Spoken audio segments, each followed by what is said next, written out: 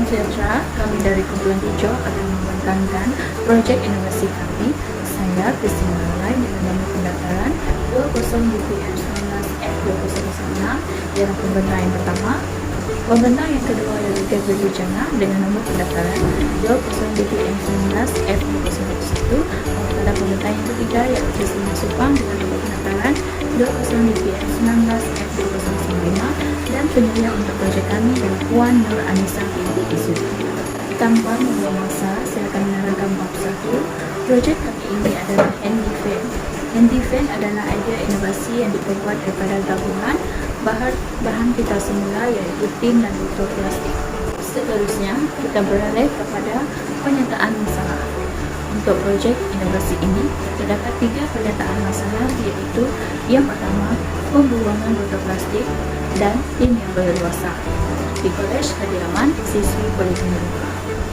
Hal ini adalah berdasarkan pemerhatian dan soal selidik yang mendapati terdapat banyak sisa botol plastik dan tin di kawasan siswi Kolej Kediaman Politeknik.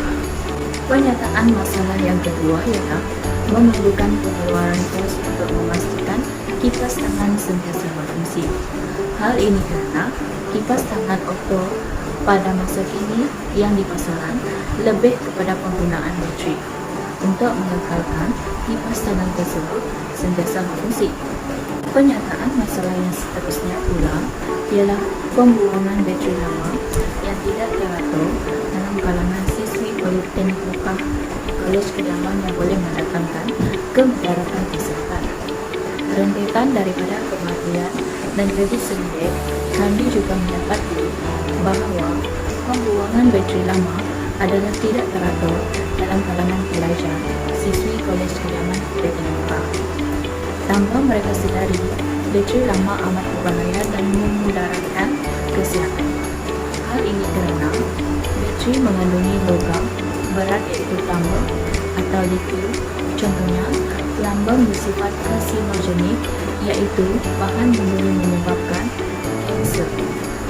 Dengan itu, pendedahan pada plumber boleh menyebabkan kembung dan senak perut, sebelit, kurang selera makan serta kanser dalam masa panjang. Oleh itu, penggunaan bateri harus dikurangkan. Untuk pengetahuan para hadirin sekalian, selain daripada botol plastik dan tin, bateri lama juga salah satu bahan terbuang yang suka dilukiskan dan mengambil masa yang lama terurai. Seterusnya, kita beralih kepada objektif. Daripada pernyataan masalah tadi, kami juga ingin mengemukakan 3 objektif projek kami, iaitu yang pertama ialah untuk mengitar semula bahan terpakai yang terdiri daripada tin dan botol plastik dengan menghasilkan kipas tangan.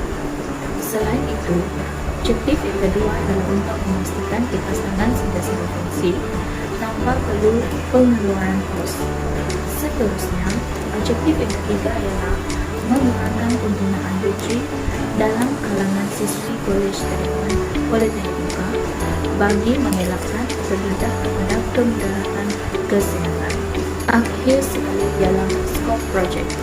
Skop projek adalah tertentu kepada pelajar siswi Kolej Kediaman Politeknik Mekah yang selama 816 orang pelajar daripada 3 blok E, F dan G. Seterusnya kita beralih kepada bab 2 iaitu kajian literatur. Terdapat 3 kajian literatur. Yang pertama adalah menurut Puan Rosmizatul Azila binti Mat Yamin dari Institut Kefahaman Islam Malaysia pada 13 Disember 2018. Pencemaran botol plastik merupakan isu global yang tidak dapat dielakkan. Hal ini kerana penggunaannya yang berleluasa telah menyebabkan botol plastik menjadi penyumbang utama pencemaran di lautan. Hasil perangkaan global mendapati bahawa dianggarkan 1 juta botol plastik dibeli setiap minit. Di Malaysia sendiri, dianggarkan secara purata sebanyak 9 milion plastik digunakan oleh rakyat Malaysia pada setiap tahun. Ini begitu membimbangkan kerana plastik merupakan komponen yang tidak mudah merepus. Oleh itu, pakar Toksikologi Pusat Perubatan Universiti Malaya, PPUM, Prof. Dr. Mustafa Ali Muhammad pada 1 Desember 2018 telah berkongsikan perkara tersebut bagi memberi kesedaran kepada masyarakat mengenai bahaya plastik kepada manusia dan alam sekitar. Seterusnya, menurut berita harian pada 27 September 2015, terdapat lebih 42 bilion kilogram sisa pembuangan bateri lama di seluruh dunia. Hampir setiap isi rumah pasti mempunyai bateri lama yang tidak dibuang dengan sempurna. Malah ada yang masih menyimpan bateri yang tidak digunakan selama bertahun lamanya. Setiap satunya mengandungi logam berat, plambum, dan litium. Malah ada yang mempunyai kedua-dua bahan ini. Seterusnya adalah metodologi atau rangka bentuk. Baiklah, kita beralih kepada metodologi ataupun reka bentuk. Berikut merupakan soalan-soal selidik yang telah kami edarkan. Soalan-soal selidik ini mengandungi 3 bahagian, iaitu bahagian A, demografik, bahagian C, penilaian masalah, dan bahagian C, penerimaan projek inovasi. Borang soal selidik diedarkan secara atas talian menggunakan Google Form untuk mengumpul data soal selidik tentang kepuasan dan pendapat terhadap kipas gitar semula. Borang ini hanya dijalankan dan diedarkan khas untuk pelajar siswi Politeknik Muka sahaja. Setelah soalan kaji selidik kami edarkan, seramai 260 responden telah memberi maklum balas. Jumlah ini bertepatan dan memadai dengan jumlah populasi Kolej Kediaman Siswi Politeknik Muka, iaitu 816 pelajar dengan berpandukan jadual Craigie and Morgan 1970. Seterusnya, hasil daripada maklum balas soalan kaji selidik tersebut menunjukkan bahawa sebanyak 84.6% bersetuju mengenai masalah tin dan botol yang berleluasa dan 91.5% bersetuju untuk hasilkan kipas tangan dari bahan terpakai.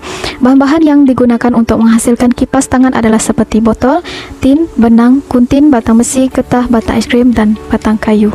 Berikut merupakan langkah-langkah penghasilan dan lakaran kipas tangan gitar semula. Langkah pertama, proses membuat lakaran projek. Langkah kedua, terdapat 3 lakaran reka bentuk kipas tangan yang telah direka. Ini adalah jangkaan hasil produk inovasi kami. Walau bagaimanapun, produk ini masih dalam tempoh percubaan dan akan ditambah baik dari semasa ke semasa. Sekian sahaja pembentangan kami pada pagi hari ini. Sekian, terima kasih.